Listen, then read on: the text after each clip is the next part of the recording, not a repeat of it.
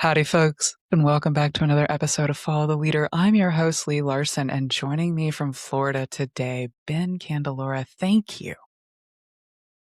Hi Lee, how you doing? Welcome. I'm I'm all right. I'm enjoying the sunshine, but so are you down in Florida, folks. Listen, Ben is an impressive person. If you haven't found him already online as Press X Repeat, real big. Particularly, I found him on Instagram, but he's also on Threads. Um, Combat veteran taking his voice online for advocacy, advocating for veterans who we know can't speak for themselves while in uniform. What you have done over the past couple months that I've been following you, I know this has been longer. You've given a voice in a very calm. I mean, of course, I've seen you get a little frustrated, of course, um, but but you have that calm, honest authenticness to you, authenticity. And clearly you have your military experience. Can you talk about just your journey into social media? How did that start? So, like I said before we started, I was a photographer before all of this, sports photographer. Um, my girlfriend and I had just moved down to Florida and started a sports photography business. And I was working in high schools, doing a lot of wrestling photography, stuff like that. And then Charlie Kirk got shot.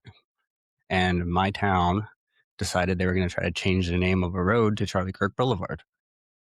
So my girlfriend and I went to the meeting. We both spoke, and the Young Republicans group in the area doxed my business and got us banned from some of the high schools. Some parents were sending us messages. Yeah, it was a whole thing. Oh, So goodness. around that time, I had been just like posting little videos like in the gym with layovers, text layovers. Um, but when the Charlie Kirk thing happened, like I saw the response to his rhetoric, people framing him as this Christian patriot, right? And like the cult upbringing, it set off all the alarm bells. Like it's the same patterns over and over again. So I spoke about it in the gym, and between that and then my girlfriend's speech, they both went viral. And from there, I just kept going. Wow.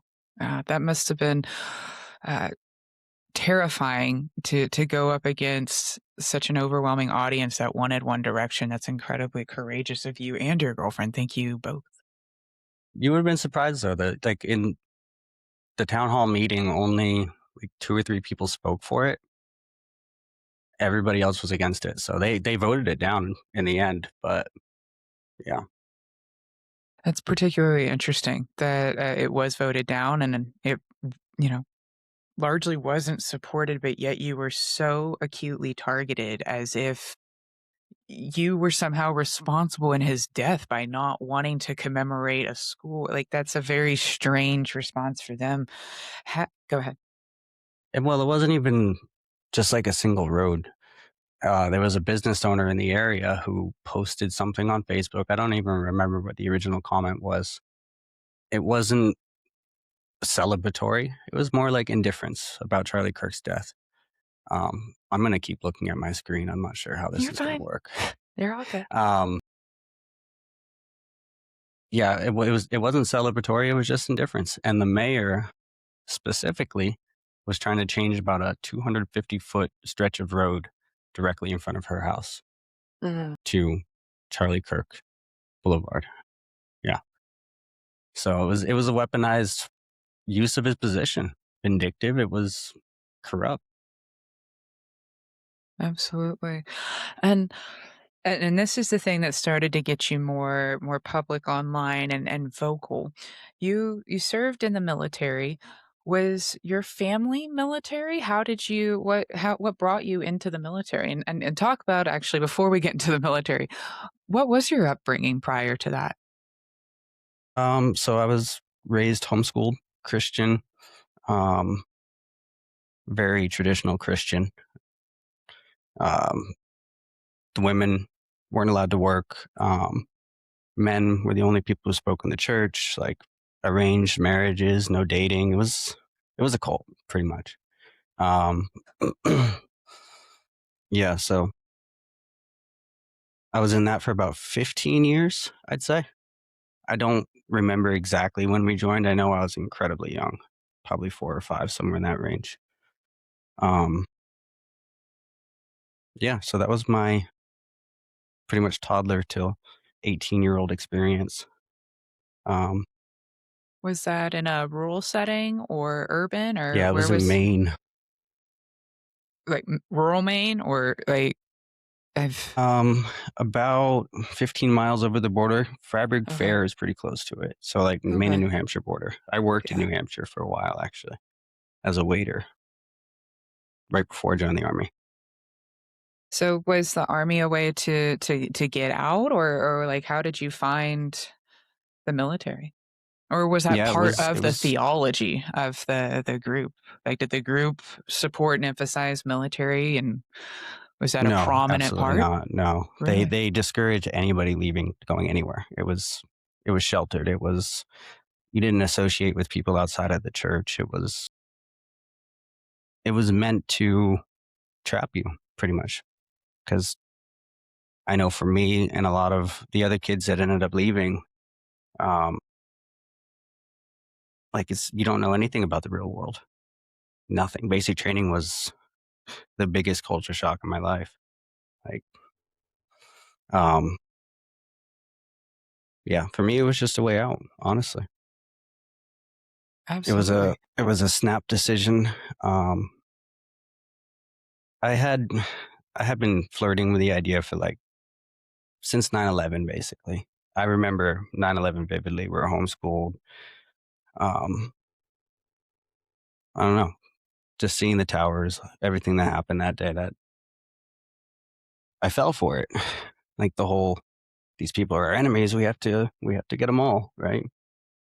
So when I was 18, had just turned 18 not too long ago. Stupid. Everything that we did, like online, every video game that we played, anything like that was very closely monitored. And we had snuck behind our parents' back to rent an army of two from Blockbuster for my brother's PS. I think it was a PS3 at the time. And while we were at work, they went through our room. I was 18 and he was like 22 or 23 at the time. So it's like, you also didn't leave your parents' home until you were married. Um, yeah, they went through our room, took all of our stuff. Like I had a little PSP. They took the PlayStation. They took the TV. Like restricted our internet access. So I got in my car and I drove to the recruiter station and I pretty much signed the paperwork right there. Yeah, Well, and it then had you been in my mind for a while though. right. Well, and I mean, you talk about falling for it. I mean, that's what they wanted. I mean, you have a global superpower shoving media imagery down it. Like all of us went with it. Most, but it's it was incredibly motivating and moving for a lot of people to join, particularly millennials. I mean, we were children and we watched that, and they unfortunately, like I said, I mean, they kept those videos and images going, like, on TV. It was Hmm. just so, in our faces, and how could you not feel called to do I mean, like, it's real. I, when you joined, I know that there is some time between, the day you go to the recruiter's office and when you go to boot camp, and you joined the Army. Uh What how did you prepare for this time? Because I also know that you did some engineering experience, like, what did it look like to prepare to leave that world? Because that must have been, A, exciting and liberating, but also terrifying. I think you're talking about my combat engineer. That was my MOS in the army. Oh, excuse me. Oh, I just meant so Yeah, sorry, but I meant, between that time between, like, going to boot camp and, like, leaving your family in this world that you knew, there must have been some, like, excitement, but also fear of leaving did you maybe how what was it like to finally I was be in that definitely space? anxious. Preparing, I watched a lot of YouTube. I know I watched a lot of Okay. army videos. Like I watched a lot, and to the point where I probably overhyped myself up because like ends up you look back at it and like it was nothing. But at the time, as an 18-year-old kid, it was like, oh my God, especially like from the cult situation. It wasn't very long. So we were all homeschooled, and I don't remember the exact occurrences that led to this, but I never finished getting my degree, getting homeschooled. So the recruiter had to help me get the GED, like help me through the entire process, brought me to go schedule it, did everything. Um, so that was what we did in between, pretty much. Just get the GED, make sure everything was ready to go. Um, I think it was like maybe 2 months. I know it was, I think it was June 18th, 2008, June 16th, 2008, something like that. It was like a week after my birthday. I know that much. I'll cut that part out. I don't want people knowing my birthday. Okay, all right, I will. All I right, didn't let me mean to mark let that. that slip. Okay, I just marked it. Um, so okay, so you join, and you talked about basic being, you know, just this completely different experience. Um, what was that also? I mean, like, but then you also, and I don't want to go too deep into the experiences, but you have quite a number of waves during your military experience where you were engaged, exposed, or working amongst people who certainly weren't from your childhood cult. What was that like to be surrounded to go from such an extreme? Are you talking specifically basic, like going into basic from the Yeah, cold, we or can start that's the with whole basic. Yeah. experience? Yep, we can start with basic. Honestly, I think socially, being brought up in that environment puts you at such a disadvantage. It took me years to just learn basic cultural cues. Like the fact that I'm on this podcast right now is like big for me. All through college, I would get letters of accommodation so I didn't have to speak in front of people, like do class projects. I didn't have to present. Like, so the social media in part is just an evolution of that change, that learning, I guess. Learning to be something other than what they wanted you to be, I guess. I don't know. Still deconstructing a lot of that. For sure, for sure. Well, and that's like, I mean, like you're talking, there are so many people. Can you tell folks where Army basic training is held a little bit, and just like how There's long a that few is? different places. So I was a combat engineer. So I went to Fort Leonard Wood. That's the home of the engineers. It's in Missouri. I did one station unit training. So that was you sign up, you go to basic, and then you jump right into uh, your job training or AID job training. Um, so I think it was 17, 18 weeks, 19 weeks, somewhere around there. I'd have to look at my ERB to know for sure. Yeah. Um, and we had a weekend off between basic training and AIT, which was unusual. It just fell on a holiday weekend. So we had a 4-day weekend. So that extended it a little bit. I know I got there in June and I left in October.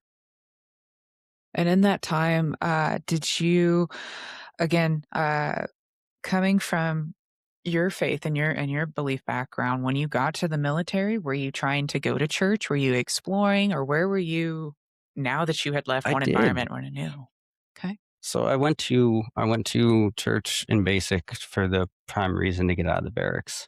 Um, but I have at least one vivid memory of breaking down in tears during like, one of those church services in basic training, and it was I don't know, I don't know what it was, but just being in that environment, I don't think I actually went back to a regular church service after that. I looked into like the alternate different types of services they had, which I just saw the other day. They took a bunch of religions off the DoD's approved list. Yeah. Did. So being able, we're That's a very common, reason to go to church is to leave the barracks, get out of work, all sorts of Yeah, things. You talk about going to this church and having a moving experience and then exploring. Was not necessarily the moving experience, but did you ever feel like the military, either how did the military handle faith in basic training, I guess, from what you saw? they had to. I mean, I joined. I was 6 months after President Obama first came into office, so a lot of regulations were changing actively while I was in. Like hazing was starting to be gotten rid of. Access to church services, like they're being more regulatory with it, I guess, more progressive. Um, I after basic, I didn't really touch religion. I became strictly atheist and extremely bitter towards religion for the longest time. And I mean, I still am to a point, but only when I talk about people who are using it for the bad reasons. I understand religion has its place. I may not agree with all of it, but I understand it has its place. Um, yeah, so I couldn't really speak on how the military handled that. I stayed away from it. I know they do the prayers before every mission, um, prayers before every ceremony. Uh, I'd be the one that never put their head down, or I'd walk away from the prayer. I want nothing to do with it. Yeah, I don't and I don't blame you. I didn't know if, like, the army or just that there was any sort of pressure to go to any sort of worship service or, like but it does sound like it was just a different time. Like you said, this yeah. was When what yeah. I think I lucked out with that period of service, and then um, I got out of active duty the year before Trump's first term, and then I went to the Colorado National Guard. So, um, and I was in the Colorado National Guard pretty much his entire first term, and that's what point. Then I got medically retired out of there.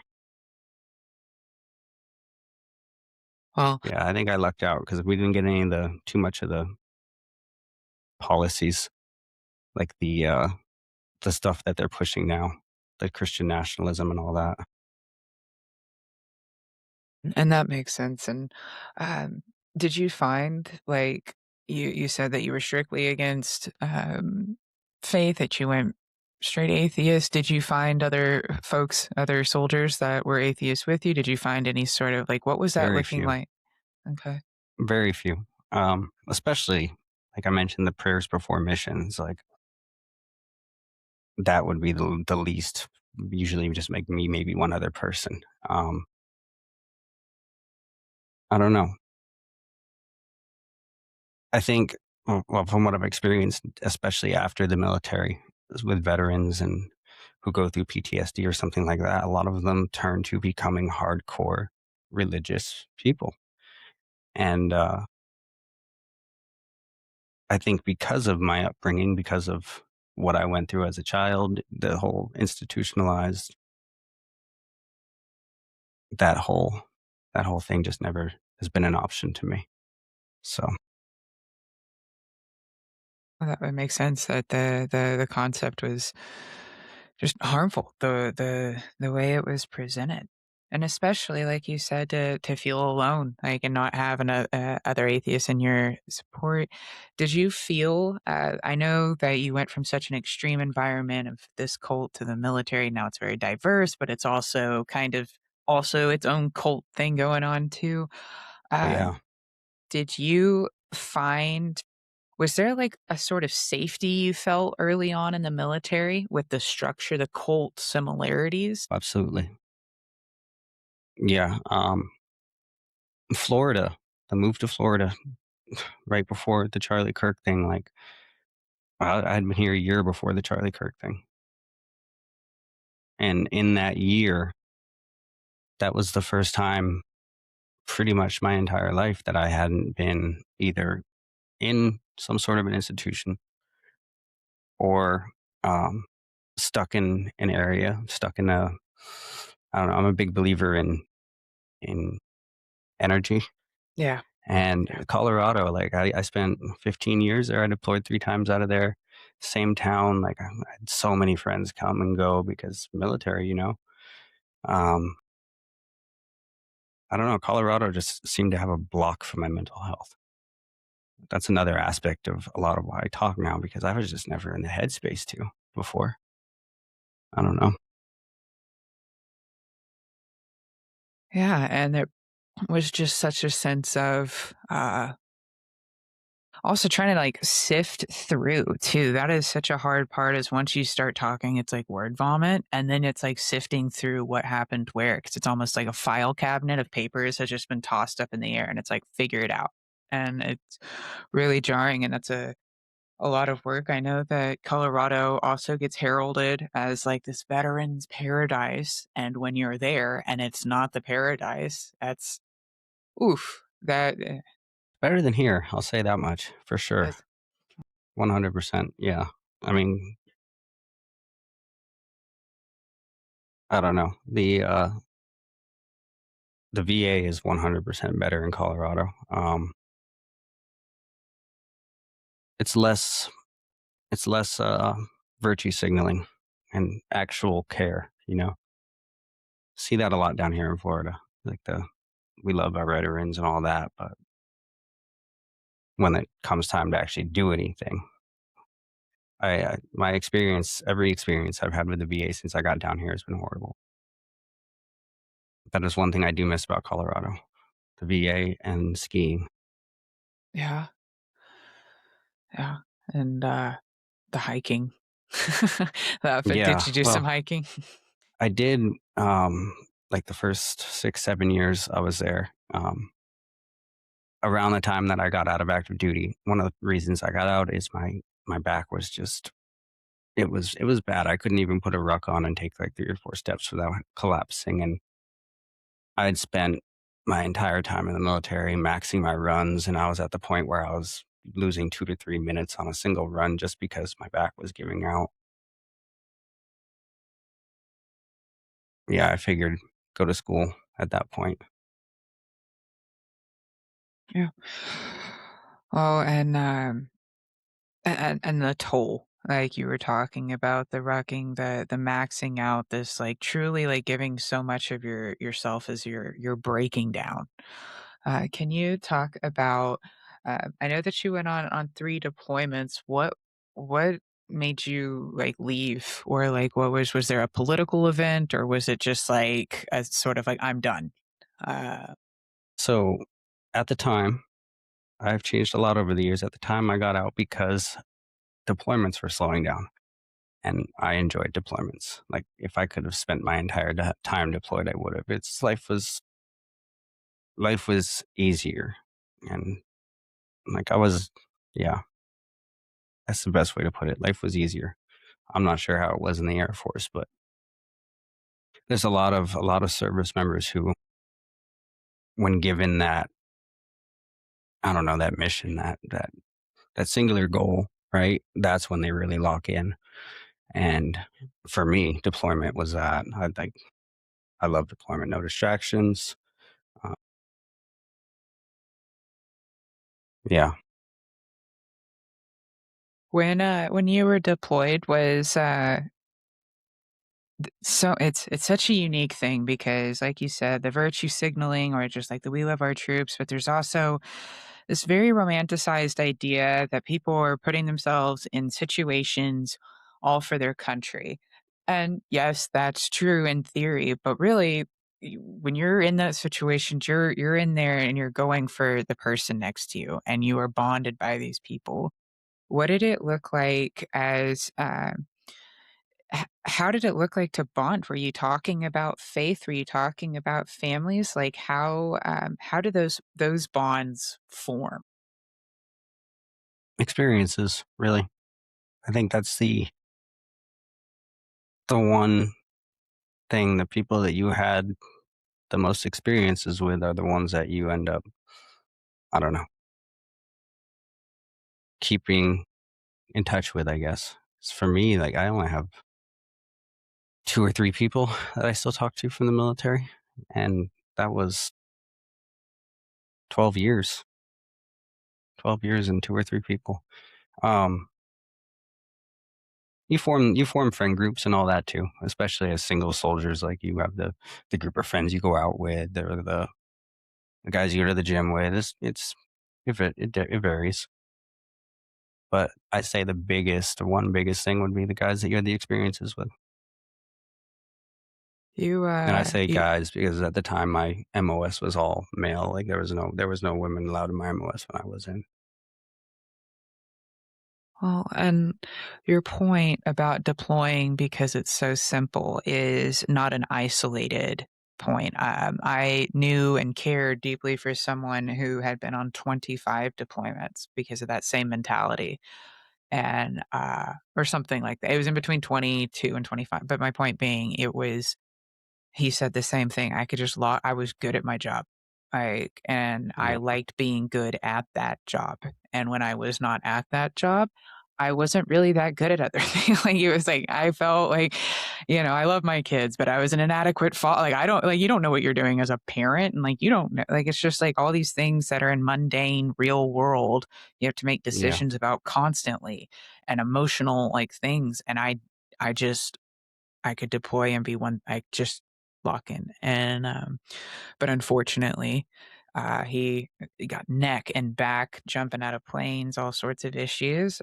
The memories you bring back, you also become a different person every time you come and go, and it you winds don't up realize it at the time though. I didn't realize it until, well, Florida. Florida was really, really the catalyst. Yeah. really. So even though you went on 3 deployments, there wasn't, like, did you feel like the first time, like, "Whoa," or, like, were you just like, "That was awesome," or I didn't what I don't think I recognized, because at the time it was like, okay, that deployment's done, train for the next one. And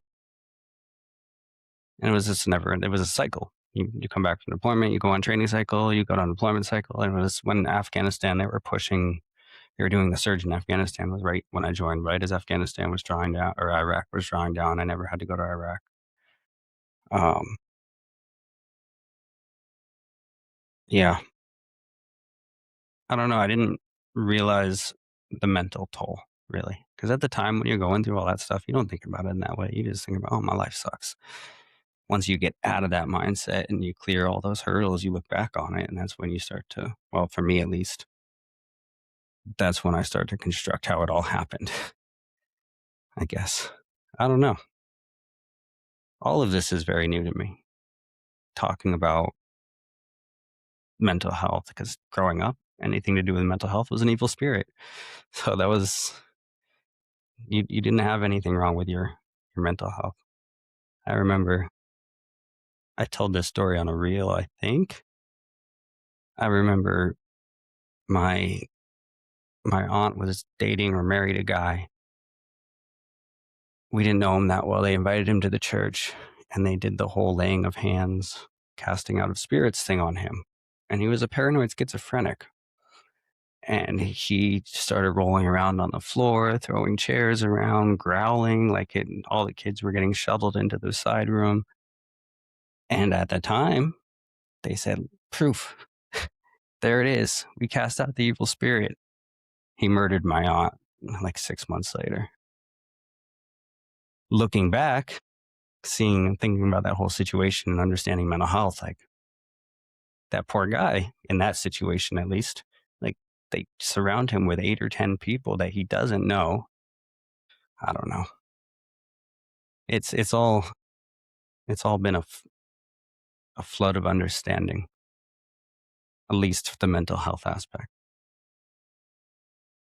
well, and piecing together this call to be of service to, like you said, you were inspired to be a hero, like so many other how many boys were inspired to be a hero by 9/11, and then you go and you get the video games behind their back because you want adventure, you want something beyond this community, and you go have it, and it winds up also having its own effects, but you don't get to see that until the end because you've locked in, you found this purpose, and and you also, like you said, those relationships that you found too. How, Yeah, sorry to, that was a whole nother deconstruction process in itself. The the relationships, friendships? like the yeah, because like in the military, a lot of people, I don't know, you know them for at work and deployments, you don't really know their true. I think the amount of people I just found out like crazy stuff about after deployments, and the people that don't even talk to me anymore just because of political beliefs. Like it's once you, I guess, once all the other stuff is out there, once all the other distractions are there, once you're allowed to have an opinion, it shows the real colors. Yeah. It is, and that's a testimony to the military that the military functions by dehumanizing its workforce. Like, you don't get to be an opinionated, vocal human. You do what you're told. And again, there's a lot of safety in that. There's a lot of structure. You don't question anything. You don't have to worry. There's also clear good guys and bad guys. And when you threaten that or kind of like what you're saying, go online and start challenging the nuance of it, I don't I haven't heard you say anything outright such as like down with America or something like that, but you have pushed No, back at institutional policies that are causing harm, and leadership that the rhetoric is taking a certain direction that you don't support, and I appreciate that. Have you I know you've come you've grappled with a lot of hate, rejection, and otherwise, negative feedback. Have you found, folks to tell you how much you've inspired them or how you've helped or what has that been like in the positive? I get so many messages like that, and I feel bad because I can't open messages. If I open messages, that means I've committed to having a conversation, and I don't want to do that unless I actually have the time to dedicate to it. So I have every now and then I'll put up a reel where I'll just thank everybody in bulk because yeah, I have so many messages like that. It's honestly been a lot of the reason it's been so, I don't know, I don't want to say easy. It's been natural just to go with it. I don't know. It's and from all over the world too. Like I I just talked about this morning. A video that I had put up about Iran months ago is all of a sudden gaining traction again. And I checked and it has like 11.4 or 5 or something like that percent interaction from Iran. And it was the first time I had seen anything like that. And it was all the same comments like, thank you for posting this video or whatever. And it's just, yeah, that helps a lot. It's frustrating though. It gets frustrating because there's one, I don't know, it feels like a game a lot of the times. Like you have to know the hooks, you have to have all the pieces on the screen to keep the viewer engaged. Like it's a lot of work, honestly. Um, but it's repetitive. At least that's the way it's felt in the 9 months that I've done it. It just feels like the same thing. And that's partly because of this administration. Everything is repetitive. And then my own procrastination being new to all this, I'm trying now with the camera and everything to get everything structured down and just make it more official instead of just a random guy walking with a phone.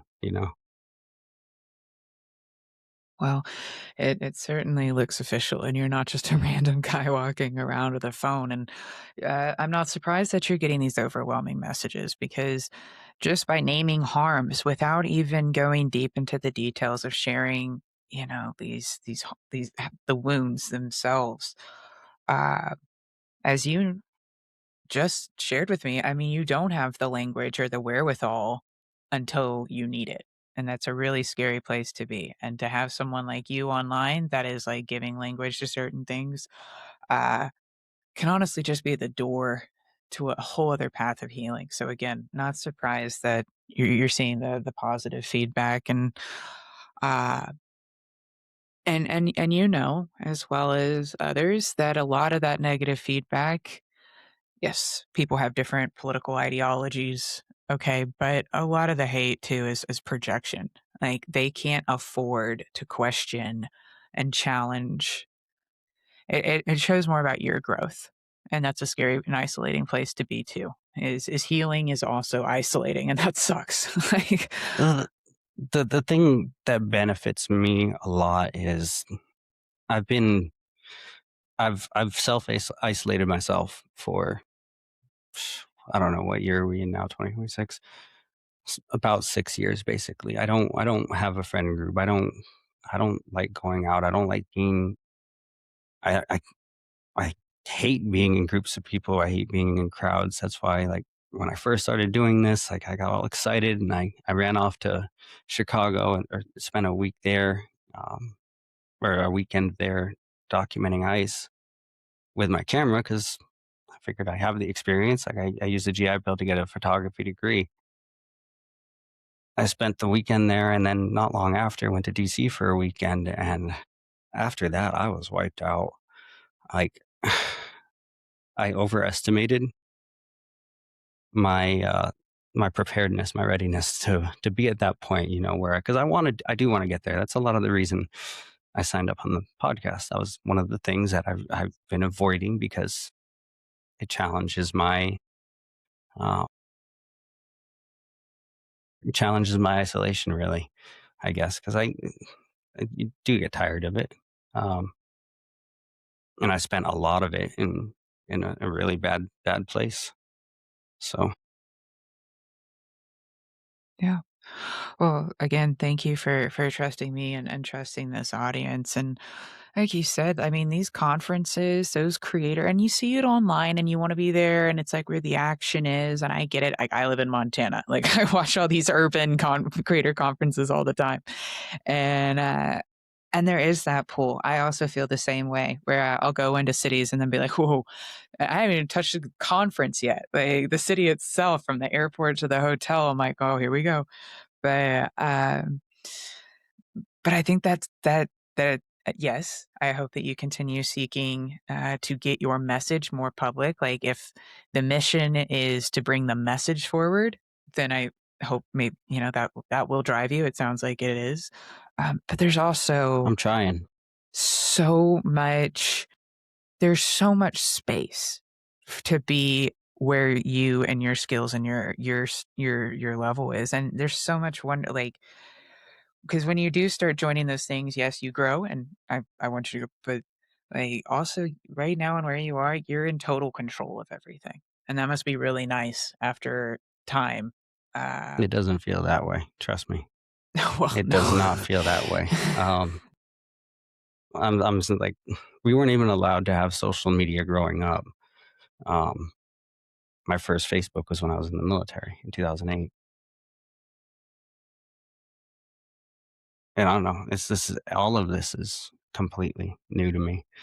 Even after the military, those 4 to 5 years or whatever that I just like stayed in Colorado and rotted basically. Um, yeah, I was not doing this. I was just playing video games and drinking and going to college. That was all I was doing for like 4 years straight. Well, longer than that, but the guard wasn't part of that too. Yeah.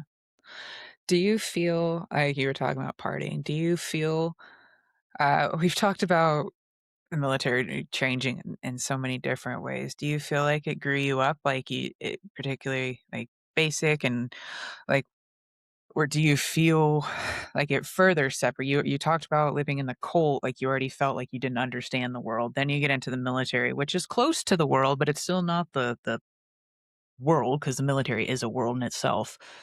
So you said in the last year or so, you've been learning the world and learning where you fit there, learning your voice and growing into that. It has gotta be Um, intimidating and a little bumpy.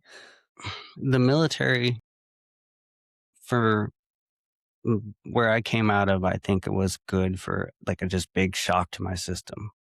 Like, okay, I just drop you in the boiling pot, the melting pot. And I think that was beneficial for me just to expand my views a little bit. I didn't my time in active duty, I didn't get involved with politics, obviously. Same thing with after in the Colorado National Guard. You can't really touch it. I posted privately on my private Facebook. Uh, but during the Colorado National Guard, I started going to school in Denver for graphic design at a liberal arts college. And that experience, going into that space, was what really made me start to see things from a different light. Yeah. All through the military, I would say if you talked to me in the military, I would probably have acted like a Republican easily. Uh, I wouldn't say MAGA Republican, But but yeah, because we were raised Republican, we watched Fox News growing up. But looking back, I actually don't even know. Maybe it was the same propaganda that they have now. I have no idea. But my family always voted Republican. Yeah, it was a liberal arts school, which I'm sure all the everyone that loves to blame the colleges for woke indoctrination will love to hear that.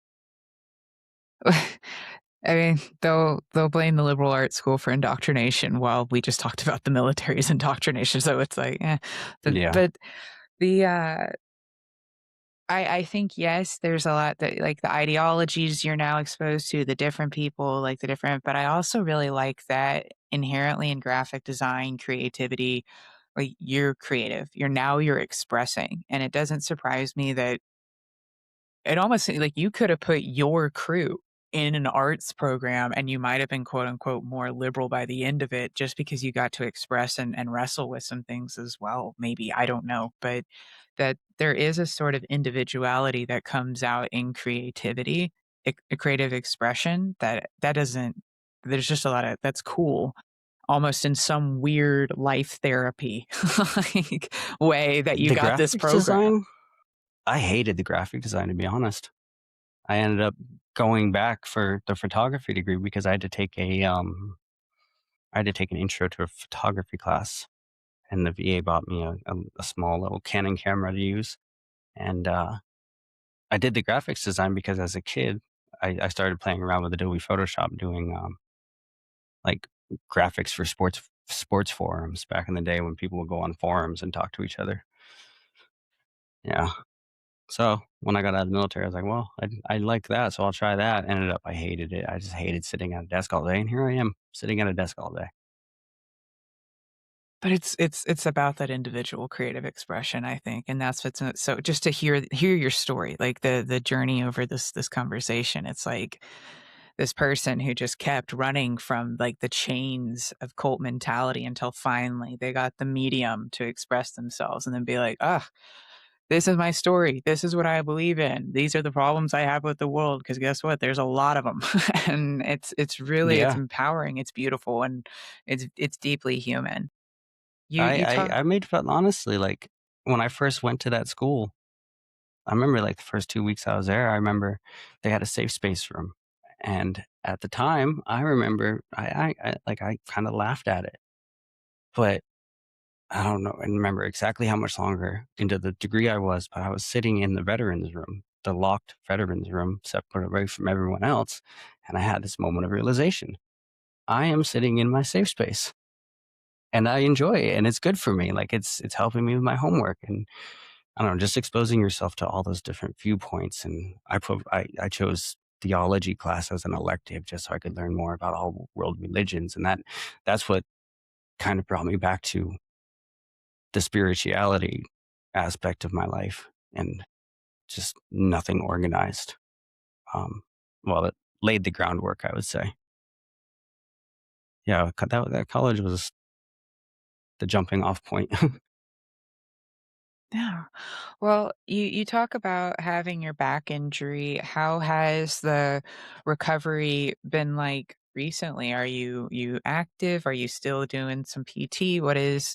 How are you doing physically? So the back, I've had steroid shots. I've had physical therapy. Um, they burned off the nerve endings in because it's my sciatica too.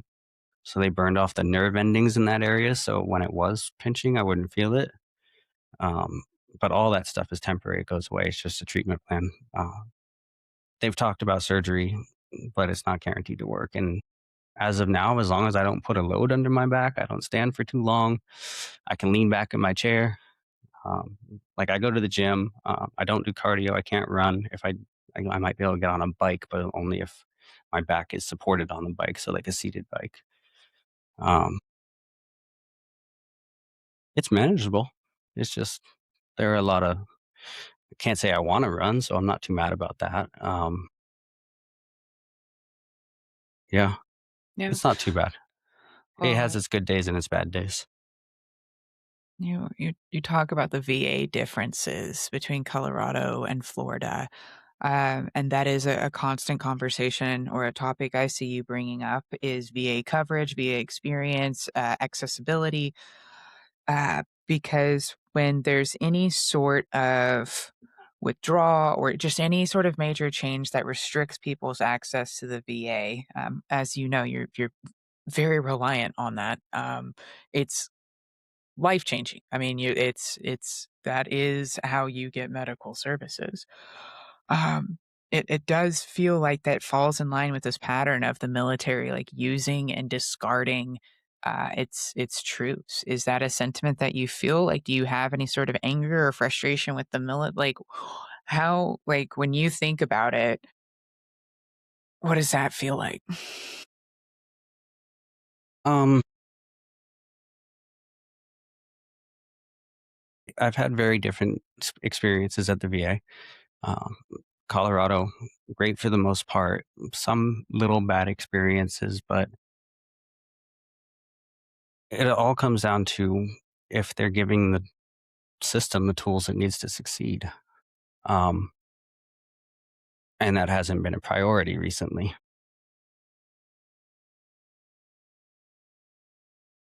I don't even use it anymore. I got off VA healthcare. I was medically retired, so I have TRICARE through the DOD or whatever it is. Um, because of like the surgery that I just recently had on my shoulder. The VA misdiagnosed me like 2 or 3 times down here, put me into therapy. I did PT for like a couple weeks. They put shots into it. It was a horrible ordeal, an entire ordeal. But right towards the end of it, they made me drive up to Orlando just to read me an MRI. Like they could have done it over the phone, and that's like an Yeah. hour drive for me. I was not happy about it. Came home, called TRICARE because I'd never set it up because I didn't. I'm 100% through the VA as well, so all my healthcare is covered through them. Um, I just never bothered. I was like, I don't need it. But man, ever since I got down here, as soon as I set up my TRICARE, within like a month, I had my diagnosis, my surgery date. Yeah, and it was yeah good to go. Yeah, I don't. I feel bad because this is part of the frustrating thing that I was saying earlier, the repetitive thing. Like there are just so many people who just either don't care about their benefits or they think they're safe just because the administration appeals to some other aspect of their beliefs. And it's frustrating to watch because you talk about these stories. And I think the veteran stories are the ones that I get the most blowback on, honestly. Like the most people getting defensive. And it's an interesting dynamic to see, especially having studied everything that's gone on over the past few years. I don't know. It drives me crazy sometimes. And are you getting a lot of the blowback from fellow veterans about veteran stories? I I'm not sure if you were following me when this happened. I had a close personal friend from well, one deployment, but we went to AIT together, which is job training in the army. Um, and we deployed in 2012 together. I lived with him, like knew his kids their entire lives growing up. When I moved down here to Florida, he lives like maybe 5 minutes away from me. But after the whole Charlie Kirk thing, he was involved in the whole process to get me get me slandered. Basically, I've seen him online putting my full name out there, saying that I defraud the VA, even though everything that he is saying I defraud the VA about. Well, he didn't say specifics, but like all of our experiences, we went through those together. Like that really blew my mind. Like I don't know, the amount of nights that we had either after deployment or cigar nights on deployment talking about the stuff that happened. And I come down here and I shake up the little, I don't know what they want to call it around here, their little Republican clique.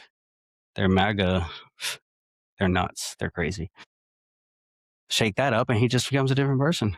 He ended up contacting me and apologizing after I got a couple other people involved because it's slander, especially like this was after my following had grown like a lot. And I was thinking, you can't just be saying stuff like that, man. Not now.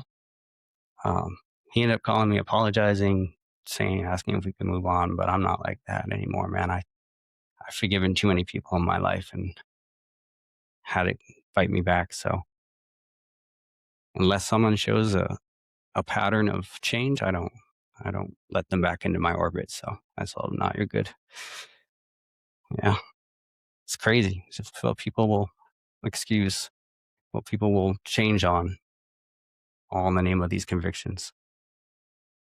Like you said, like you had to establish boundaries with this person, which again, huge, but also thinking about the level of reaction. And I've noticed this too. If I touch a nerve, not even meaning to, I'm not even talking to you. You know what I mean? I'm talking about me, right? But Hmm. if I authentically say it in such a way, the reactions are wild, and the more authentic I am, the bigger these responses are, and I'm like, "Whoa." Like, what did I and it's projections, it's mirrors, like, Yeah. this yeah, like, you're Let me go. I was just gonna say, I mean, you guys, like you said, y'all were boys together. You sat at the same days doing the same events. Why is he having this different reaction? And it's like, it almost sounds like more like you were the one that expanded and he stayed in the cult and you challenged the cult mindset with being like, Oh, yeah. I mean, he not the cult. He wasn't in the church. I was in the Right. Sorry, military. sorry. Okay. But yes, that cult Yeah. mentality, that mindset of just like, you can't Yeah. Well, question. I should have realized it because like within a week of me coming down here, I went over to visit him or like a couple of days, and I walked into his house and he was showing me around his house, and we walked in his son's room and there was a big Trump flag up, and he ripped it down and I keep telling him to take that down, and like I know him, I know how he is, and I knew right there he was trying to hide it from me for whatever reason. Um, and at that point, I had just kind of stayed away from him, and I think that probably got to him a little bit too, Yeah. because I didn't. I don't know. I can't have those. And he's one of those gotta reminisce all the time about everything type of people. That was the other reason it was so surprising that he posted all that stuff. Like he has told so many of the stories like that led me to where I am. He has told them over and over and again. Yeah. He's the story keeper and you challenge the story. That's it's like I said, brave, isolating, courageous, alienating. What you're doing is bold and it takes a lot of strength. And I'm very thankful that you came on today. Can you tell folks who have been listening how they can learn more about you, follow you, or just generally keep up with what you're doing? So Instagram, press X repeat, Facebook, press X repeat, three different words, press X and then repeat. All platforms, press X repeat. Yeah. That's a simple way to put it. I'm going through a bit of transition right now with my content. I'm trying to, like I said before, just get everything streamlined, get things more organized. Also, I just this whole breaking news. I don't know how to describe it like that. Oh, I've got something just broke and I need to talk about it. I can't do that. It's constant. I'd rather spend a full day working on researching something, a full week researching something, and then talk about it. So I'm trying to get away from that. Hopefully, I can get. Yeah. Yeah, I do too, and that will come. That will come. You'll find your niche, you'll find your flow, but, of course, you're gonna grow the fastest with breaking news because that's topical, but it is. It's exhausting, and then you Yeah, also feel like you're part of an echo chamber, and there's all sorts of to it, but that's the your biggest thing. voice. Yeah, yeah. Your voice, your perspective, it absolutely matters, and I do hope that you'll consider returning, and we'll talk about, other things as they come up, but really, you're a very valuable person, Ben, and I'm very thankful that you're here. And again, is I there anything? appreciate that, but you're giving me far too much credit. I really, I really am doing what a lot of other people would be able to do. It just takes looking past the headlines, It takes does. taking the time to understand an issue. Mhm. Absolutely. Well, folks, that was another episode of Follow the Leader. What did y'all think? Let me know in the comments. And if you have any comments or questions that I can ask Ben the next time we get together, let me know and we'll definitely do that. But don't forget to follow him. Press X repeat. It's all one word over on socials. Don't forget to like, follow, subscribe, comment. Y'all know the drill. This has been another episode of Follow the Leader. I'm your host, Lee Larson, and until next time, see ya. Thank you, Lee.